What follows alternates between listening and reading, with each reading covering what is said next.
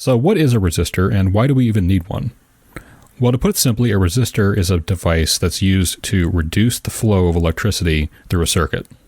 And resistors can take on many shapes and sizes. For example, this is a standard through-hole resistor, but they can also come in much larger packages such as the cement-encased resistor, or they can even be really tiny like the service mount resistors. But whatever shape they take, their job is the same in that they're to reduce the electrical current running through a circuit. You might be asking now, well, why would we need to do that to begin with? Well, I think a good way to show that is with this humble LED here. And LEDs have a maximum amount of current they're able to handle before they burn up. Unfortunately, the LED does not have a built-in way of regulating how much current flows through it. So if there's nothing in place to reduce the amount of current flowing through this LED, when you apply it to power, it's just going to burn up. And I'll demonstrate this by attaching this LED directly to the 5-volt power supply, and we can see what happens to it. So watch what happens when I turn the power on.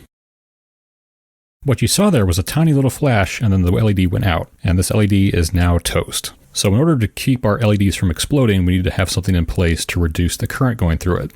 So I'll do this again with a new LED, brand new, and put it in the breadboard like this. But this time, I'm going to have a resistor in place between the LED and the power source.